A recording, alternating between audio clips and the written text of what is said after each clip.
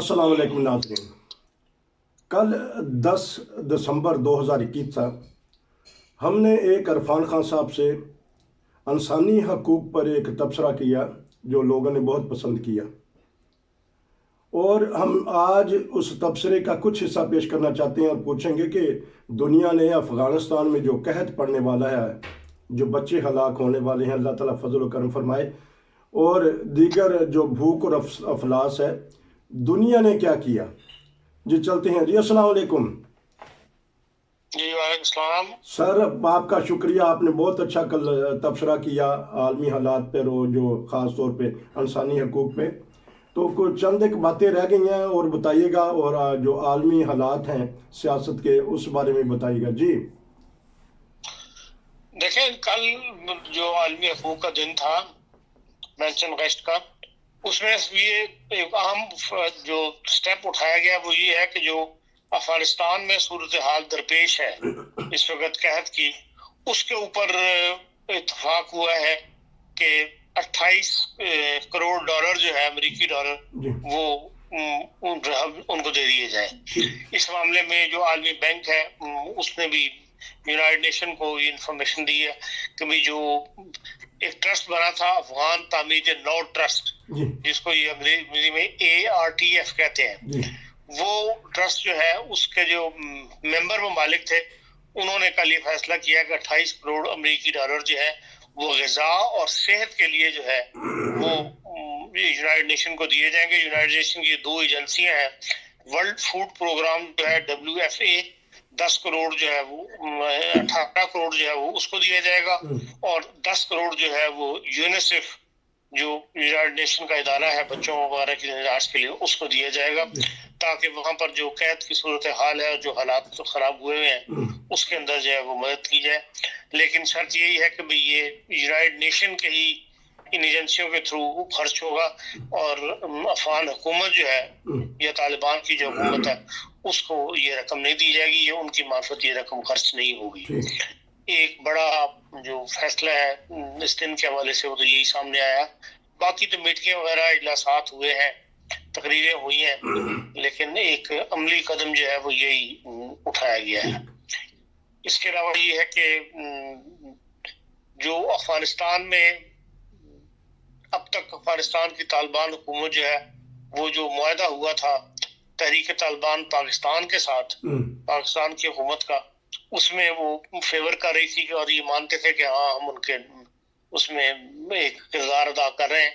लेकिन अब कल के बयान से तो ऐसे लगता है कि वो कहते हैं कि भाई दोनों अपना अपना जो है वो रुख जो है वो इख्तियार करें और खुद ही इन मामलों पे फैसले करें। और मोहम्मद खरासानी ने तो कहा है कि भाई इन्होंने हमारे 100 कैदी रिहा करने थे, उनमें से 100 नहीं पूरे रिहा नहीं किए, और इस मामले में हुकूमत पाकिस्तान जो है वो खामोश है, इसलिए कुछ नहीं कहा जा सकता कि भाई असल में तो मुआहदा जो भी हुआ था वो इमरान खान की हुकूमत के और उनके दरमियान था। या तो ऐसे इंटरनेशनल मुआहदे होते हैं आमतौर पे तो असम्बलियों में लाए जाते हैं, डिस्कशन की जाती है और उस पर राय ली जाती है माहिरीन की, फिर किए जाते हैं। लेकिन ये खुफिया डील थी जिससे पाकिस्तान की सियासी जमातों को, पाकिस्तान के मेंबरान असम्बली को भी हवा नहीं लगने दी गई। इसलिए इसकी असल सूरत हाल क्या है, ये कहाँ टूटा है, किस बात में टूटा है, ये भी अभी तक जो है सूरत हाल जो वाज़ेह नहीं है। लेकिन बहरहाल इसके एक जो हमारा खित्ता है जिसके अंदर अफगानिस्तान भी मुश्किल का शिकार है, और ये तालिबान तहरीक तालिबान का जो है इस तरह मुआहदे से फिर जाना, ये भी पाकिस्तान के लिए मुश्किल सूरत हाल से दरपेश कर सकता है।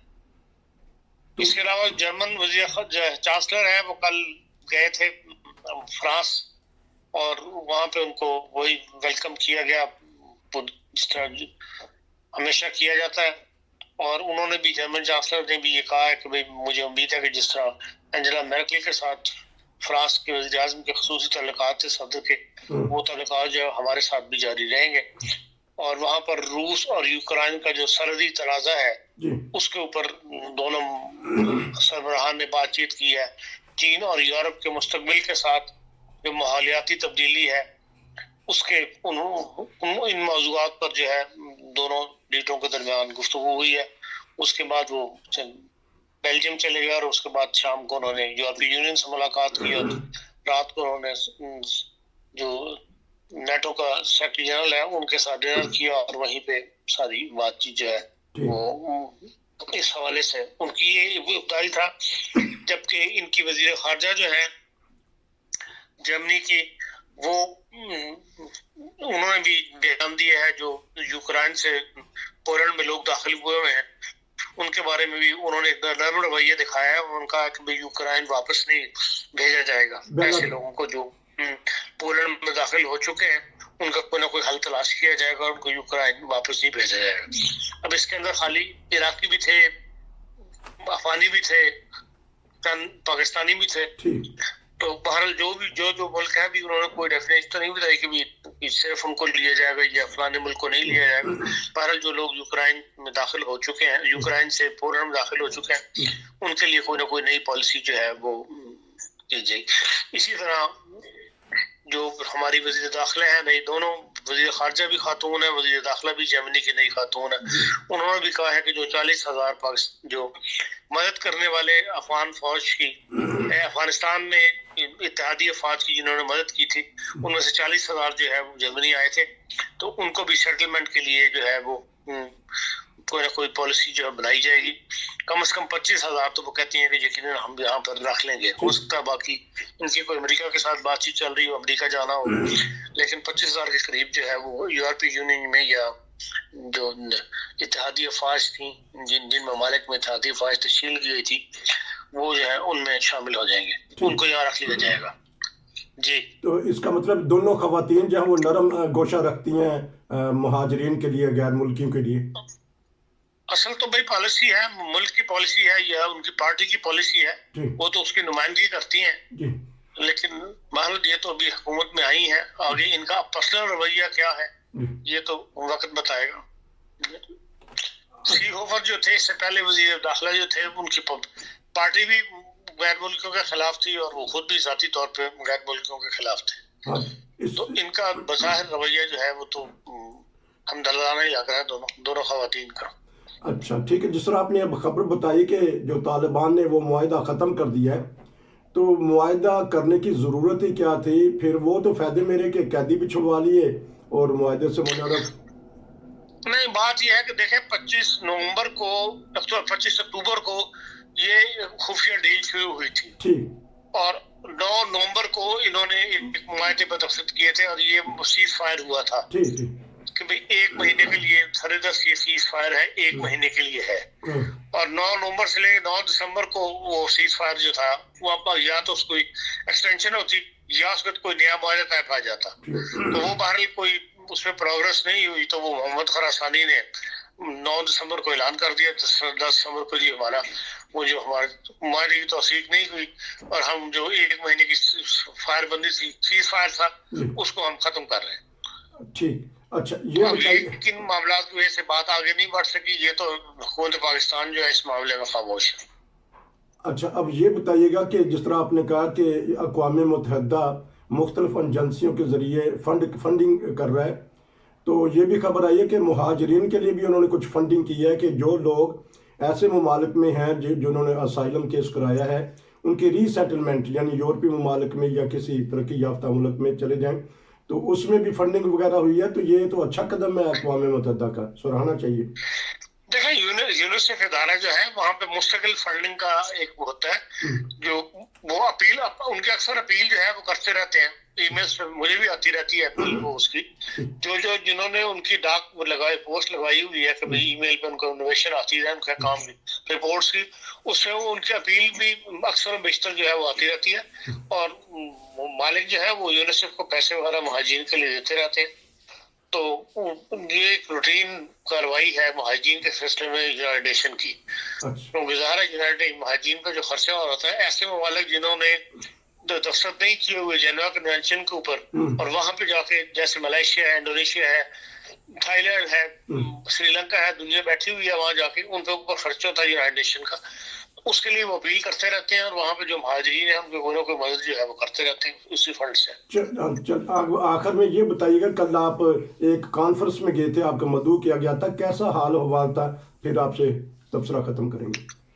हाँ, वो जनरल कॉन्फ्रेंस थी जब स्टैट फ्रैंकफर्ट ने की थी जो ह्यूमन राइट्स के हवाले से, जी और उसमें ज्यादातर तो उन्होंने मखसूस मतलब चंद लोगों को बुलाया था, चंद से तो मरी मतलब सैकड़ों से ऊपर ही थे, सैकड़ों सौ से, और बाकी उन्होंने उसको ऑनलाइन किया था कि ऑनलाइन आप उसके अंदर जो है वो इस कॉन्फ्रेंस के अंदर शामिल हों।